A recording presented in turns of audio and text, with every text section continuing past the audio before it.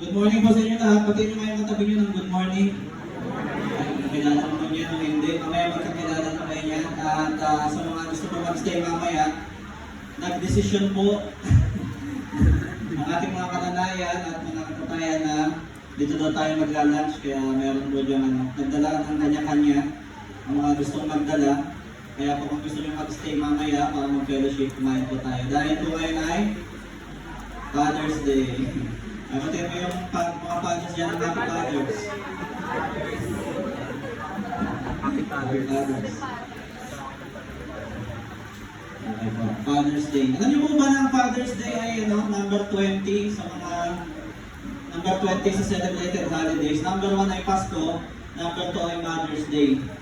So una si Jesus, pangalawa yung mga nanay, pang 20 yung mga tatay, pang 20 pa sila. So nasa gitna pa yung mga multo kasi nasa gitna pa yung Halloween, number 6 eh. So nasa gitna, una pa yung mga multo, yung mga aswang sa mga tatay. Pagka-i-appreciate po natin yung mga tatay natin dito ngayon dahil kawawa naman sila, number 20 pa sila sa ano. Okay po. And very special sa akin yung topic po natin ngayon. Sa mga bago po dito, tayo ay nag-uusap about kingdom culture. Ang series po natin is for kingdom culture and nasa week number 6 na po tayo. At sa mga hindi po nakasubaybay, ng mga pinag-aaralan po natin, ito po yung na-upload ng kapatid na Julian sa ating YouTube channel para po pwede natin balikan kung meron tayong na-miss. At ngayon po ang topic natin is called kingdom concept, citizenship. Sabihin mo nga sa katuloy mo, citizenship. Citizenship. Ito po ay importante. At po, meron po ba ditong dual citizen? Dual citizen? Dual citizen mo kaya? Ano po? Senior citizen. Lahat Filipino citizen. Ano yan? Citizen of heaven. Citizen of heaven. May natatawa na daw eh, Italian. Half Ita, half Mangyan. Meron po ba? Wala, no? No, citizenship. Sa mga importante kasi tayo po lahat ay citizen ng Republic of Philippines. Alam po natin yan. Pero gusto ko po maunawaan natin ngayon na tayo po lahat kapag po tayo ay tumanggap sa Panginoong Jesus at siya ang Panginoon at tagapagligtas ng ating buhay, tayo po ay citizen. Hindi lang ng mundong ito kung hindi citizen na po tayo ng kaharian ng Diyos. Bilang yun po ang pinag-uusapan natin at nakaraan pa na ang pinangaral ng Panginoong Jesus nang siya bumaba dito ay hindi isang relihiyon. Katulad ng iniisip ng marami, kung hindi ang pinakauna pang mensahe ng Panginoong Jesus ay repent, for the kingdom of heaven is at hand. Kaharian. Hanggang sa dulo po na siya bago siya mag-ascend sa langit, kaharian pa rin po ang ipinapaunawa sa atin ni Jesus. Kaya nga po, para maging isa tayong biblical church, gusto ko po na kung bakit po natin ito pinag-uusapan, ay bumalik tayo sa orihinal na tinuturo ng Panginoong Jesus na laging sinasabi ng Pastor Angel Estaras na ang tinuturo ng Panginoong Jesus ay hindi isang relihiyon kung hindi kaharian. At parte po ng kaharian, nung nakaraan, pinag-usapan natin tungkol sa hari, tungkol sa Panginoon, di po ba? Pinag-usapan natin mga bagay tungkol sa kaharian. Ngayon naman po, pag-uusapan natin isang bagay na para sa atin. At dami tayong lahat dahil ito ay natawag natin as citizenship. Ibig sabihin, parte ka ng isang kaharian. Kaya po kung kayo mga Bible, buksan po natin sa Ephesians chapter 2. Kasunod po yan ng Galatians. Okay? Galatians, Ephesians. Pag dumating ka ng Philippians at Colossians, nagpas ka na. In Ephesians chapter 2, verse 19. Magbabasa po ako sa English Standard Version, sa ESV. Kung hindi naman po tayo pala ng version, okay lang po. Sundan nyo na lamang yung mga mata. Ephesians 2:19. Babasahin ko na po. So then, you are no longer strangers and aliens, but you are fellow citizens with the saints and members of the household of God. Manalangin po tayo. Aming amang makapangyarihan sa lahat, maraming salamat po sa umaga nito, O Diyos. Hanggang nandito kami, Panginoon, at medyo mainit. Ang dalangin po, Panginoon, tanggalan niyo po bawat distraction sa oras na po, O Diyos, na bawat salita na itutulong mo sa amin ngayong umaga nito ay matanggap namin, hindi lamang sa isip namin, Panginoon, kung hindi tumanim ito sa puso namin at sa kailaliman ng aming mga espiritu na bawat salitang ito, Panginoon, ay may sa pamuhay namin at mabago kami at kami maging totoong disciple na sumusunod sa iyo, Panginoon, araw-araw. Maraming salamat po sa pangalan ng Jesus. Amen and amen. So Ephesians 2:19, sabi diyan, you are no longer strangers and aliens. Okay? Sinabing alien, hindi ka dayuhan. Okay? Hindi ka dayuhan sa isang lugar. So bilang tayo po ay mga kingdom citizens ng kaharian ng Diyos, ng heavenly kingdom of God, tayo po ay nagre-represent din ng hari dito sa mundong ito. Ang mata natin ay nakatutok hindi dito sa mundong ito, kung hindi yun sa tunay nating tahanan pagdating ng panahon. Doon sa kaharian na sinasabi sa atin ng Panginoong Hesus. At isa po sa pinakapuso at deepest na desire at pangangailangan ng isang tao, ng puso nating mga tao ay salita na tinatawag nating belonging. Sabihin mo nga sa katabi mo, belonging. Hindi nga po ba, lalo na sa mga kabataan, minsan dito tayo, lalo kapag dumaan ka sa age na parang naghahanap ka ng pagtanggap, parang naghahanap ka ng mga kaibigan na kapareho mo. Tama po? Kaya nga meron tayo ngayon mga talagang sobrang close sa atin ng mga kaibigan kasi napapansin natin pareho kayo ng vibes, kaya pareho kayo ng mga hilig, pareho kayo ng gusto. Tama po? Kapag pareho kayong mahilig mag-basketball, instant yan, makikilig kayo agad. Tama? Kapag mahilig kayo, anong hilig kayo mga kabataan? Basketball, di ba? Kaya mahilig kayo mag-games. Mamaya, mag-iaya na kayo, mag-games kayo pareho. Kasi naghahanap tayo ng tatanggap sa atin. Tama? Lalo-lalo na kapag lumaki ka sa isang pamilya na parang hindi ka tanggap. Maraming pang kabataan ngayon, gano'n ang pinagdadaanan. Nakakalungkot mong isipin. But we have dealt so many issues, lalo na in this ministry, na maraming kabataan hindi sila tanggap sa sarili nilang pamilya. Kaya nga po, ang pinakamahirap namin na ini-handle po ay yung mga fatherless. Kaya po sabi sa inyo, sobrang importante nitong Father's Day. Appreciate natin yung mga tatay na talagang nag-stand sa pamilya nila kasi napakarami pong kabataan ng fatherless. Iniwanan ng kanilang mga ama. At napakahirap po kasi alam nyo, lalo na kapag babae yung naiwanan ng kanyang tatay, naghahanap yan. Kahit lalaki naman, naghahanap yan ng pagmamahal sa ibang lugar at normally sa mga maling lugar. Okay po. Kaya nga po, kailangan natin makita na isa sa mga deepest desire ng puso natin ay yung maging belong tayo. Tama po? Naghahanap tayo ng pamilya, naghahanap tayo ng church, naghahanap tayo ng mga kaibigan na mararamdaman natin na tayo ay belong. O kaya mararamdaman natin na yung lugar na yun, pagkasama natin sila, makatawag natin yun na tahanan natin. Amen? So, a place we can call home. A people that we can call our own. Na itong mga to, pamilya ko itong mga to, tropa ko yan, kaibigan ko yan. Diba? Tinabayan katabi mo kung mga kapamilya mo yan. Diba? Tanggap ka ba yan? Naghahanap tayo ng pamilya na tatanggap sa atin. Ng isang identity na masasabi natin na parte ako nitong nagrupo na to, parte ako nitong pamilya na to. And yet, alam niyo po, napakaraming tao have been spending their lives searching for a place kung saan sila nagiging belong. Searching for a place where they will belong. Marami naghahanap dito sa mga relationships, naghahanap dito sa success, sa career, sa kultura natin, sa mga achievement. Kaya maraming mga kabataan, tawag dito sa panahon ngayon, GC, mga grade conscious. Kasi gusto nila, tatanggapin sila kasi dahil sa nagawa nila. Pero walang kahit ano pong identity sa mundong ito ang makakasagot at makakapuno kapag hahanap sa puso natin yung butas na yun ang hinahanap natin kung saan tayo mabibilang, kung saan tayo belong. Kasi alam niyo po tayo, ng mga tao, we are created for something greater. Hindi sa mundong ito, ang mundong ito ay temporary. Wala sa atin dito mabubuhay, lagi ko sinasabi sa inyo, wala sa atin dito mabubuhay ng 200 years, 150 years. Pagkalipas ng 100 taon, lahat tayo nandito sa lugar na ito, maaaring wala na tayo sa mundong ito. Tama po? Amen. Katotohanan yan. Hindi po yan pananakot, hindi isa yung katotohanan. Alam natin yan. Alam natin po yan.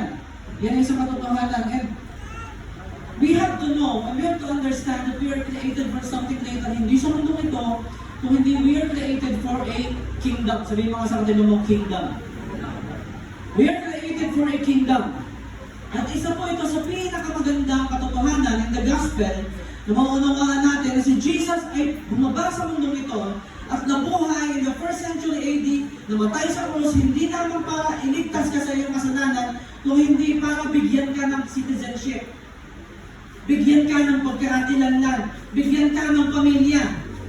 Ipakita sa iyo na tanggap ka sa kanyang kaharian. He wants to bring you into His kingdom. He wants to make you a part of His people. Gusto niya na maging parte ka ng mga tao na nasa ilalim ng kanyang paghahari. At ngayong araw na to, gusto ko po na maunawaan natin what it means to be a citizen of the kingdom of God. Kasi ikaw, sabi mo sa katabi mo, ikaw ay parte ng kaharian ng Diyos. So number one, wag na po natin patagalin, belonging. Okay, sulat po ninyo, para hindi nyo makalimutan yung salita niya. Number one, belonging. Babasahin ko po ulit yung Ephesians 2:19. Sabi diyan, then you are no longer strangers and aliens, but you are a fellow citizens.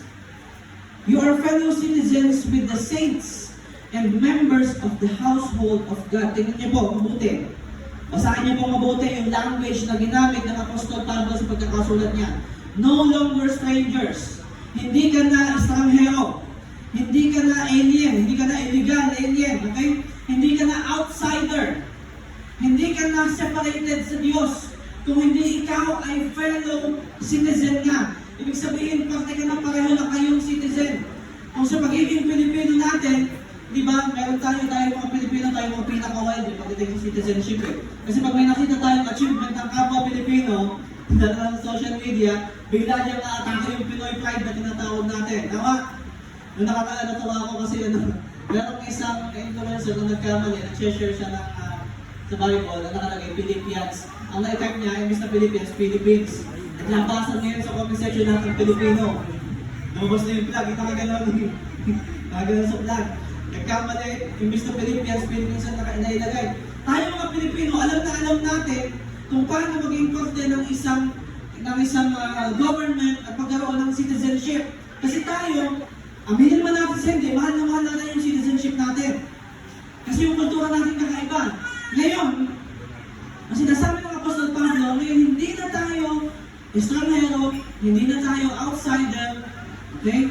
Hindi na tayo mga dayuhan, kung hindi ngayon tayo ay citizen na ng kaharian ng Diyos. Ang susunod din po dyan, yung kasunod na ginamit ng salita ni Apostle Paul, ang nakalagay dyan, members of the household of God. Napaka-sweet po nun para sa atin. Totoo lang. Members of the household of God.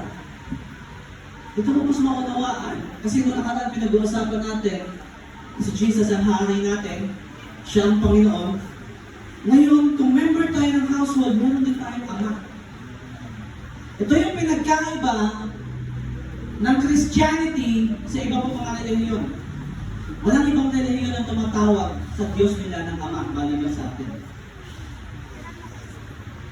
Yun mismo, hindi natin si Jesus, hindi natin tinawag na ama basta-basta na lang, kung hindi dahil yun kasi ang nakasulat sa Bible na hinahawakan natin, na iniwan sa atin ang Panginoong Jesus ng Banal na Espiritu. Ngayon, ibig sabihin, kung member ka ng household of God, isa ka na pamilya. Sabihin mo sa atin mga family. Yan yung imagine kasi yun si Dominic Torreto dito. Malalabas na sabihin sa iyo na family. Okay? Paul is writing sa mga tao, dito po sa binasa natin sa Ephesians, ang sinusulatan po dito ng Apostol Pablo ay mga tao na dating malayo sa Diyos. Ibig sabihin, tayo po yun. Dahil malayo tayo dati sa Diyos, nung tayo nabubuhay pa sa kasalanan. Pero nung tayo ay tumanggap na sa Panginoong Jesus, dati wala tayong covenant, wala tayong mga pangako sa atin ng Diyos, wala tayong inheritance, at wala tayong lugar among God's people. Pero dahil sa Panginoong Jesus, sa ginawa niya sa krus, everything in our lives changed. Lahat ng meron sa atin ay nagbago. Hindi na tayo basta pinatawad kung hindi tayo ay tinanggap ng Panginoong Jesus sa kanyang pamilya. Tama po, isa sa paborito kong verse yung John 1:12 eh. Alam niyo po yung John 1:12? Ano po nakalagay daw? Sino nakaka-memorize? Sino ba kasi nanay daw? Recitation. Ano yan ay?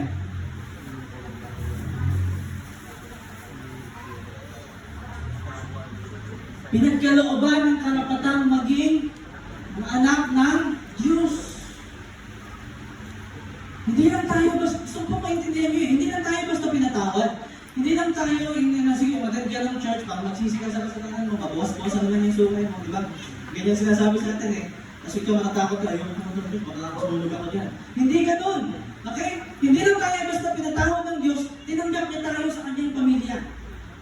Gusto ko po na maunawaan natin at maalala natin yan ngayong buong linggong ito kasi ang gospel po na binabasa natin, it brought us into the family of God. Ang hari mismo, the King Himself, welcomed us into His kingdom. Tinanggap niya tayo sa kanyang kaharian. Hindi basta kung sino-sino lang ang nag-welcome sa atin sa kaharian ng Diyos. Yung hari mismo ang nag-welcome sa atin. At siya mismo din ang nagbigay sa atin ng citizenship.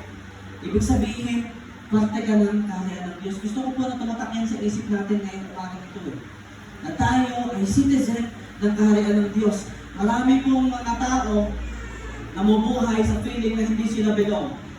Maaaring dahil sa failure, maaaring sa mga nangyayari sa nakaraan, maaaring dahil sa rejection, o sa past nila na hindi maganda, o sa kasalanan nila, at na gustong-gusto po ng kaaway na binubulungan tayo na hindi ka belong.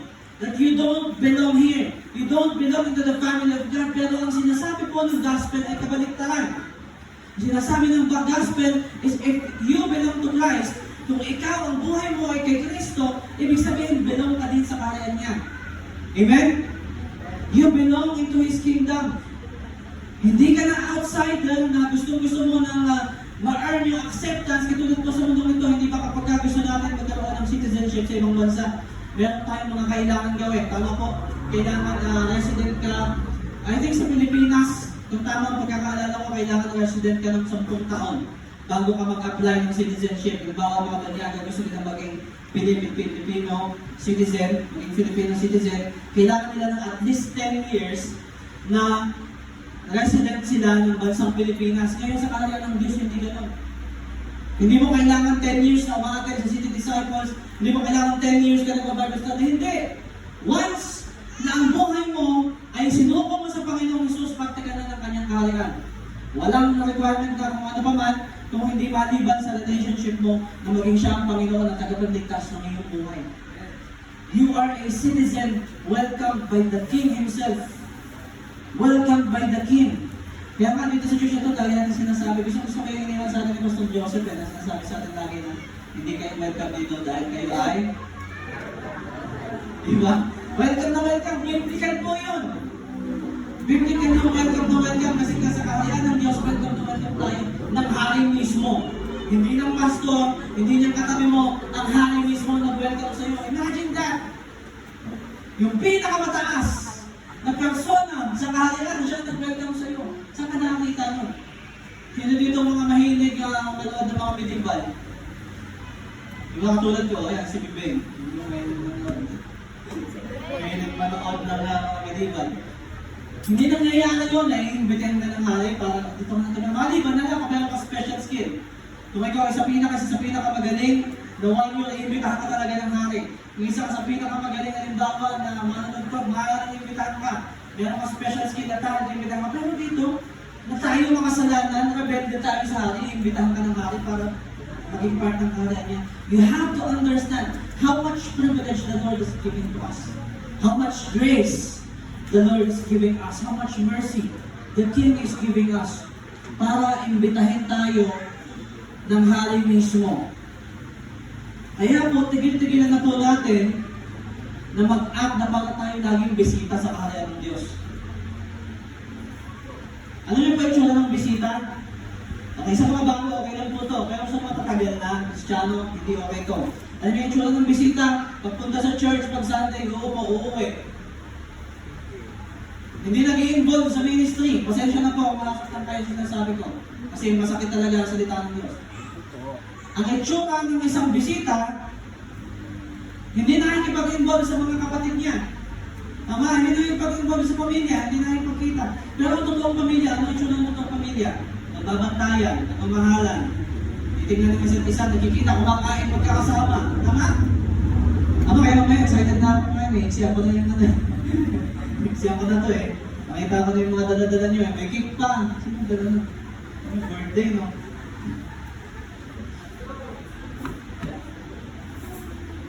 Kumakain, magkakasama kaya kami, lalo na ng team, tsaka yung mga kabataan. Kaya lang, hindi naman pag-iwalay na yung mga yan eh. Yung Friday, wala natulog dyan. Tapos si Julia, nakala niya, bata pa naman sumabay. Yun, puyat. Nakakalimutan hindi na siya yun.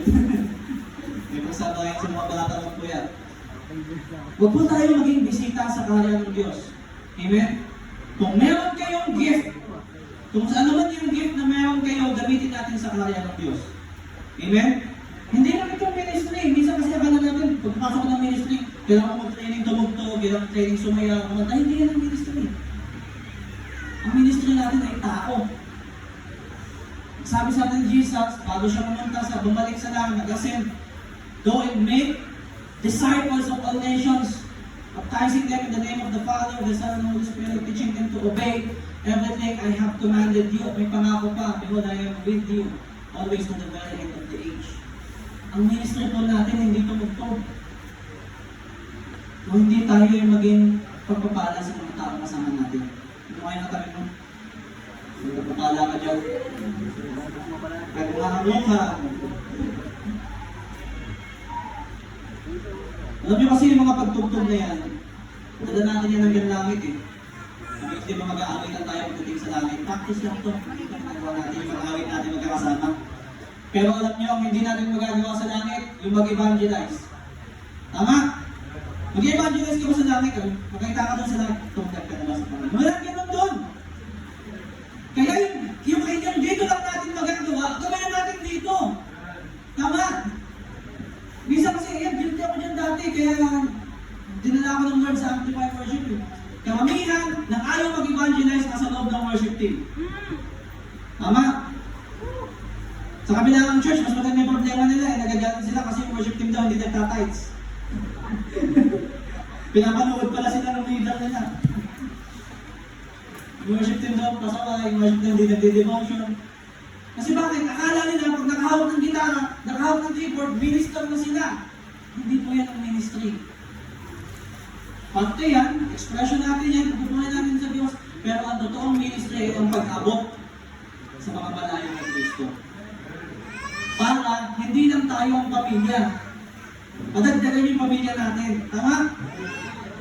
Kasi imagine, yung grace na binigay sa iyo ng Diyos, na tayo dating makasalanan, tapos tinanggap tayo sa kaharian ng Diyos, hindi mo ba gusto i-share yun sa mga tao? Para sila din maging parte din ng kaharian ng Diyos. Hindi tayo basta binigyan ng fardo ng Diyos sa kasalanan natin. Tayo mga rebelde, ginawa niya tayong citizen. Sabihin nga po ulit natin yung salita ng citizen. So kung ano ang maalala niya. Number 2, representing.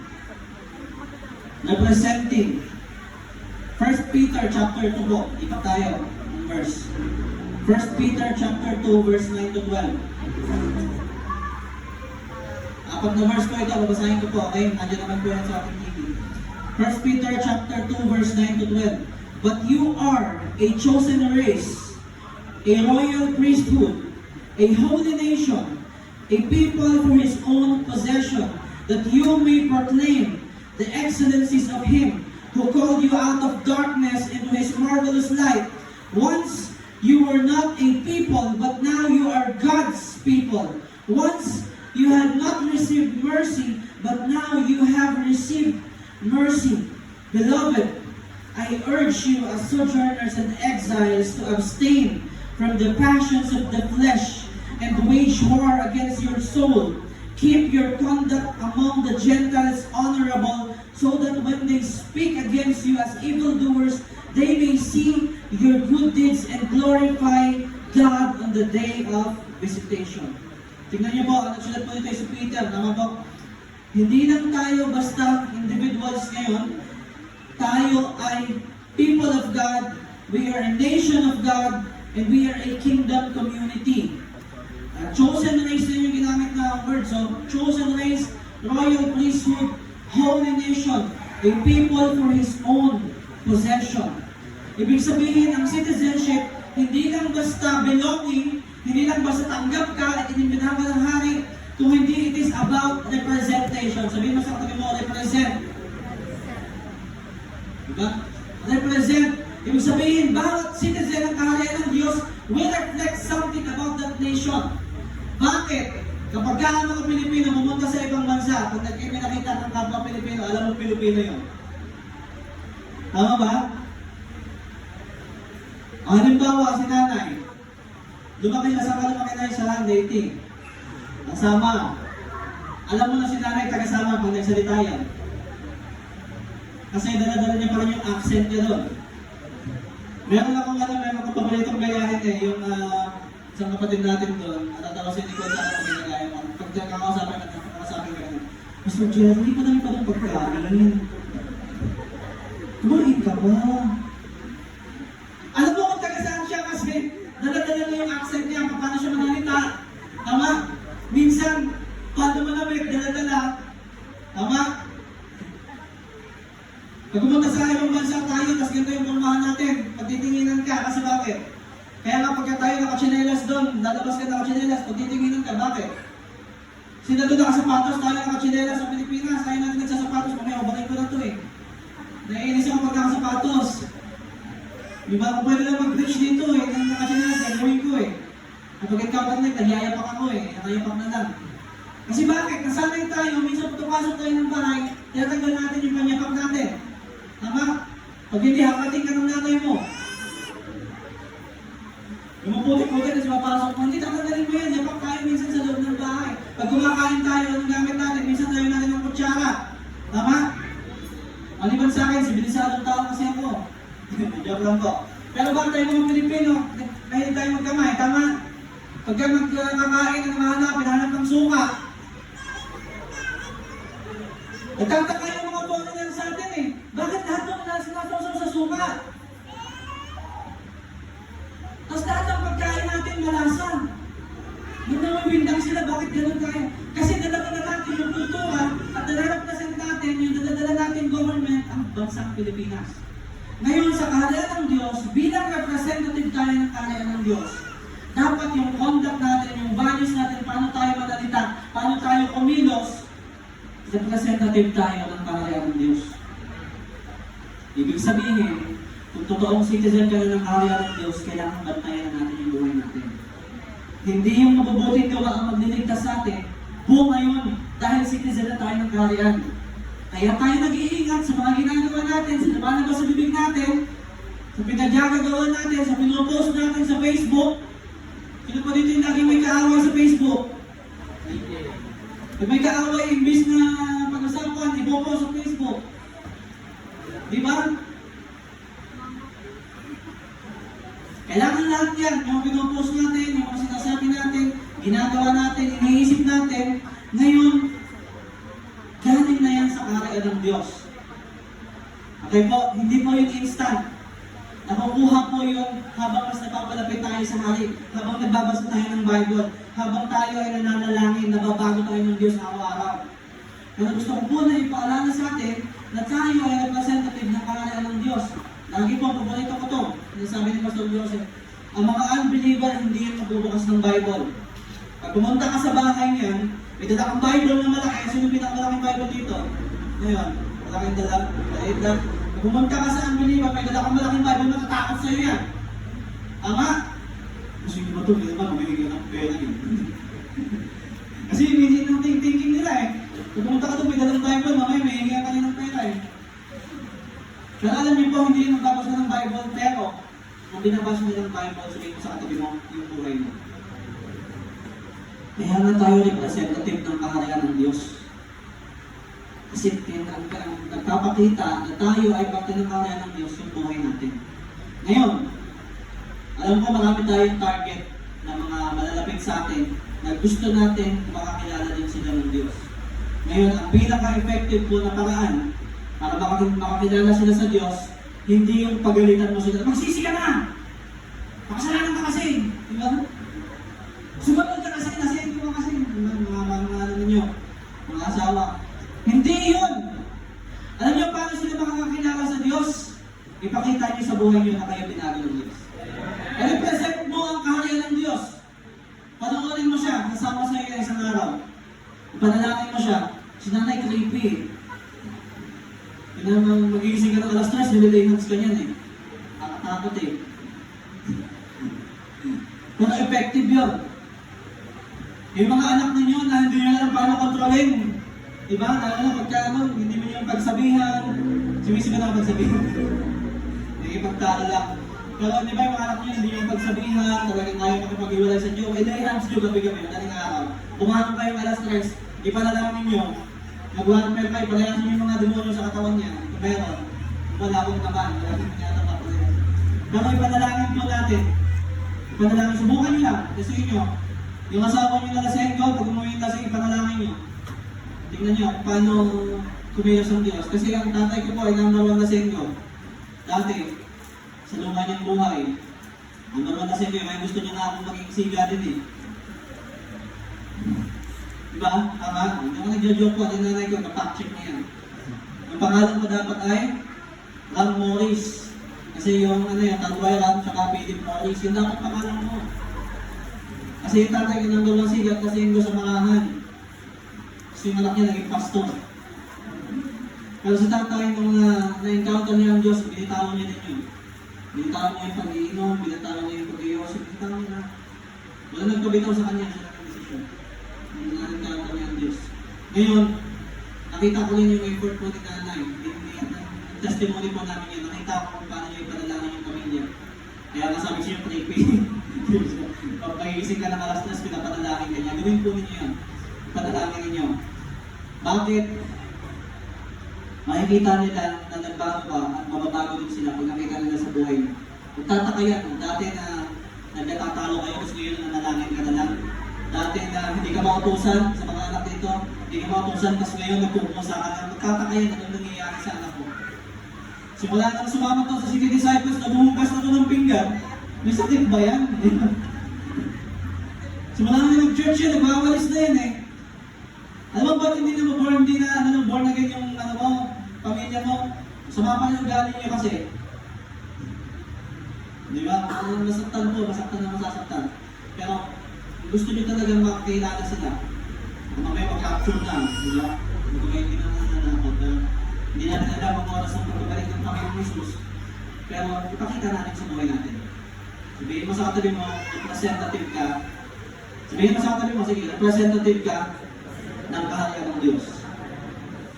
So, representative ng kaharian ng Diyos.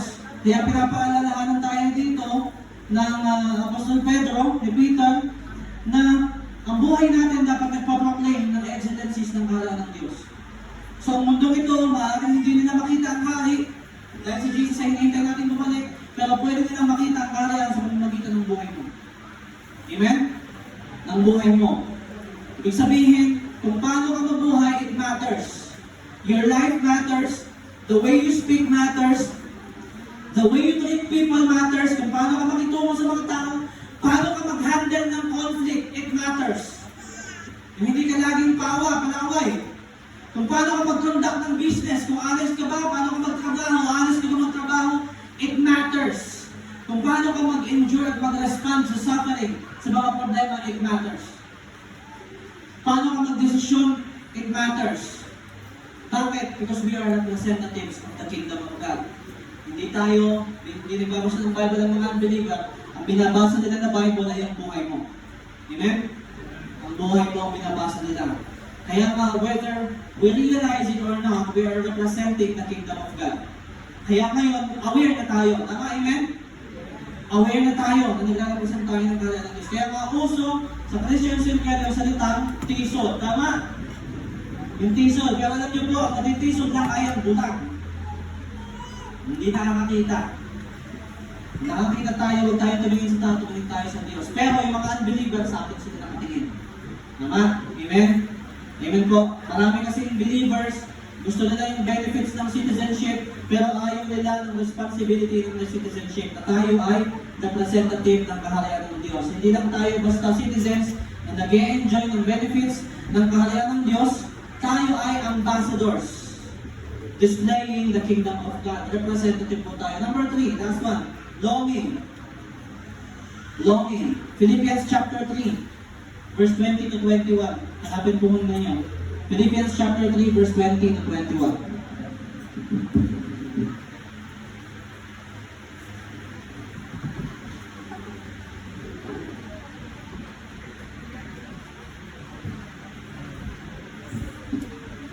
But our citizenship is in heaven, and from it we await a Savior, the Lord Jesus Christ, who will transform our lowly body to be like His glorious body by the power that enables Him even to subject all things to Himself. Tayo po ay citizen ng langit. Alam niyo ba? Citizens of heaven, citizens of the kingdom of God. Alam niyo po, way back around mga 20 years ago, meron akong, hindi ko siya napapakalala, meron isang grupo, isang youth group na sumisika, magagawa sila ng mga album, tutugtog sila sa mga taas ko doon, sa mga gulat nila. Ngayon, isang beses pumunta sila dito kasi nag-scout sila ng talent, kailangan sila ng mga musikero. So kami, bilang kami ang musikero noon ng Alfonso, siyempre nag-audition kami ng Alvin. Ito kami, sa mga kasama ko noon, nag-audition kami. Tapos, nung narinig ko yung pastor nila magsalita, umatras na ako agad. Kasi ang sabi niya, hindi na sa karaya ng Diyos nakafocus. Alam niyo kung saan nakafocus yung grupo nila?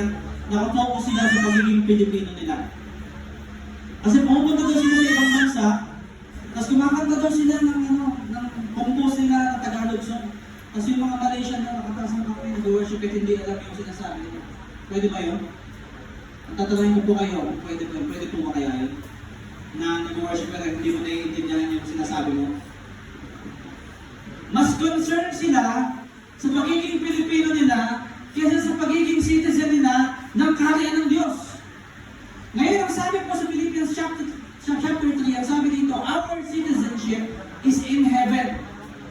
So, bago tayo maging Pilipino, dapat maunawaan natin na una, citizen tayo na ngayon ng kaharian ng Diyos. Amen? So, kung magkakaroon ng conflict sa pagiging Pilipino natin, at sa pagiging citizen ng kaharian ng Diyos, kailangan mauna lagi ng Diyos bago ang bayan. Amen? Tayong mga Pilipino, masyadong tayong patriotic, maraming bayani yung bayan nito. Pero bilang mga Kristiyano at ngayon, alam natin na ang buhay dito ay may kasunod. Kailangan ng citizenship natin mauna ay ang kaharian ng Diyos. This is a very remarkable statement kasi nakalagay dito, ang citizenship natin ay hindi sa mundong ito, kundi sa langit. Alam mo yung citizenship sa mundong ito, hindi mo naman madadalhin pag namatay ka eh. Tama? Pag namatay ka, tatanungin ka ba, taga saan ka po eh? Pilipinas, pagkalmarahan mo. Hindi. Ang hindi tatanungin doon kung saan ka na-church, hindi tatanungin doon kung saan ka citizen, ang concern doon sa langit ay kung totoo bang ang hari mo ay ang Panginoong Jesus. Bumuhay ka ba ng naayon sinasabi ng Panginoong Jesus? Tignan nyo, ang sinasabi din ng Apostol Pablo, hindi our citizenship will be in heaven. Hindi yun nakasulat. Ang sabi dyan, our citizenship is in heaven. Kung papansinin mo yan ay present tense.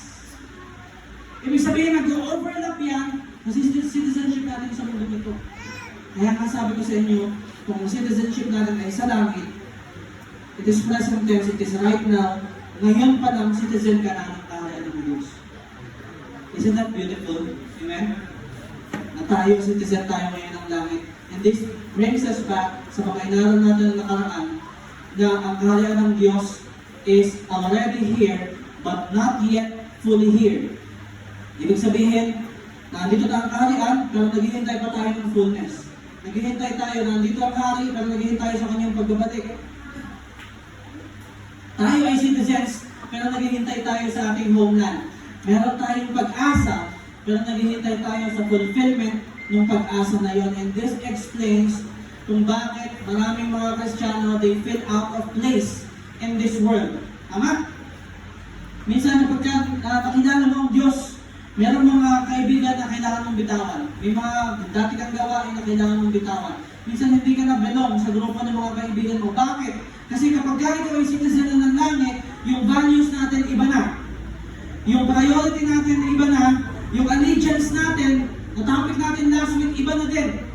Hindi na sa mundo ito, kung hindi sa langit na, kundi sa Diyos, sa hari ng ating mga buhay. Ang pag-asa natin, iba na din. We belong to another kingdom, not of this world, but we belong to the kingdom of heaven. And every kingdom citizen carries that holy longing Ano po yung longing na sinasabi ko? Longing for the day when the King returns. Longing sa pagbabalik ng Diyos. Longing sa pagdating ng panahon na wala ng kasalanan. Longing sa pagdating ng panahon na wala ng paghihirap. Longing sa pagdating ng panahon that the kingdom is fully revealed in our midst. Ang kaharian ng Diyos ay makita natin sa mundong ito. And this hope exists because of Jesus alone. Ngayon, meron po tayong pag-asa, hindi dahil sa kung ano pang bagay, hindi sa mga kakayanan natin, hindi sa kaya natin gawin, kung hindi dahil sa Panginoong Jesus at sa kanyang ginawa sa krus. The King who came first in humility is coming back in glory. Tulad ng inawit natin kanina. Si Jesus bumaba sa mundong ito 2,000 years ago and He served. He was a servant. Pero babalik siya with a sword in hand at isa siyang hari pagbalik niya. With all the angels behind Him. With all the heavenly hosts behind Him. The King, ang hari natin na nagsuot ng korona ng tinik, will come back with His golden crown. He will come back for this world and for us. The King who was rejected will be received. The King who was crucified will now reign forever. At lahat ng citizen ng kaharian will be with Him. Kaya congratulations if you are a citizen of the kingdom of God, you will be with the King when He returns. Ito po yung pag-aasa natin. Alam niyo po yung rapture at yung pagbabalik ng Panginoon Jesus. Hindi dapat natin yung kinakatakutan eh. Amen? Kasi tayo, dapat excited tayo sa pagbabalik ng Panginoon Jesus. We have that longing in our hearts. The Lord, kailan mo babalik? Excited na ako ma-reveal yung full glory mo eh. Kasi itong mundong ito, it teaches us na ilagay natin yung pag-asa natin saan? Sa earthly kingdoms, sa mga namumuno sa mundong ito. Pero ang mga namumuno sa mundong ito, alam natin, kahit sa Pilipinas pa lang ngayon, ang daming kaguluhan nangyayari sa mga officials natin. Tama? Sa mga senador natin, sa presidente natin, kahit sa mga local natin, governments natin, ang daming anomalya. At hindi po tayo dapat nagtatalo-talo tungkol sa bagay na yan. Bakit? Kahit sino naman maupo dyan, may problema pa rin ng Pilipinas. It is a generational curse. Dala-dala natin, simula pa sa simula. Nung tayo yung sinakop ng mga Kastila, hanggang sinakop tayo ng Amerikano, hanggang tayo sa mga Hapon. Dala-dala natin yung generational curse na yan ang pagtaksi ng pagtatraidora ng kapwa Pilipino sa kapwa Pilipino. Kaya kung gusto natin makalaya sa korupsyon, gusto natin makalaya sa lahat ng bagay na yan, sa mga nangyayari sa bansang Pilipinas, hindi dapat tayo nagtatalo-talo, hindi dapat nananalangin tayo sama-sama. Amen? Kasi kung merong lulutas ng lahat ng problema na yan, kung malulutas pa yan, hindi tayo lulutas yung hindi ang Diyos yung lulutas ng mga bagay na yan. Hindi natin pwedeng ilagay yung pag-asa natin sa kahit na sinong leader. Hindi natin, walang perfectong leader sa mundo ito. Walang perfectong presidente, walang perfectong hari. There is only one perfect king, and He is not yet here. Pabalik siya, hinihintay natin ng Panginoon Jesus. Yung kasama natin ngayon ay yung presensya niya. Yung government sa mundong ito, it changes. Empires rise and fall. Yung mga leaders nagpapalit, yung mga kultura nagpapalit, mga lingwahe nagpapalit. Tama? Naintindihan niyo po ba yung mga kabataan ngayon pag nagsalita sila? Minsan hindi na, yung mga salita nila. Pero alam niyo po, ang kaharian ng Diyos at ang kanyang mga salita, it remains forever. Amen? The King and the King's promises will remain. Ibig sabihin, as citizens of the kingdom of God, ang puso natin laging drawn towards home. Bakit tayo namang problema sa pera? Namang problema tayo sa mga problema sa mundong ito. Bakit? Kasi nakatingin tayo sa mundong ito. Subukan mong ibahin mo yung point of view mo. At maunawaan mo na citizen ka ng langit at hinihintay mo kanyang pagbabalik. At ikaw ay anak ng hari. May katatakutan ka ba sa mundong ito? Kung totoong naunawaan natin na anak ka ng hari, kahit yung mga bayaran, walang lahat ng mga bagay na pinagdadaanan natin, ibigay natin sa hari. Kasi tayo hindi natin alam ang bukas, pero ang Diyos alam niya ang bukas. Tama? Bakit hindi natin pagkatiwala sa Kanya? Lagi tayong excited sa pagbabalik ng hari. Laging ang priority natin, yung mga desisyon natin sa buhay, lahat ng kahit maliit na desisyon natin, kailangan laging inline sa citizenship natin sa langit. Bakit? Pag may nagkasakit, ano nang gagawin? Ano nang gagawin pag may nagkasakit? Magpapanik, maghahanap ng pera, itatak mo sa ospital, anong unang dapat gawin kung ikaw ay citizen ng langit? Manalangin. Kailangan mabago po yung mindset natin ito sa bagay na to. We have to understand that we are citizens of heaven. We are citizens of the kingdom of God. Amen? Ito po natin tapusin to. Para dun sa mga bago po sa inyo dito, alam po may mga bago po dito, ang invitation po ng gospel sa inyo ay hindi lamang kapatawaran ng kasalanan, kung hindi citizenship. Ibig sabihin, ang hari, welcome niya tayo, makapakasalanan sa kaharian niya sa pamamagitan ng Panginoong Jesus.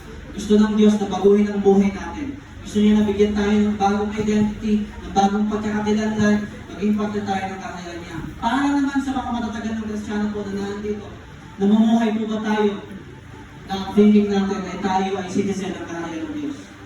Namumuhay ba tayo na alam natin na kung saan tayo bilang? Namumuhay ba tayo na nagre-represent tayo ng kaharian ng Diyos?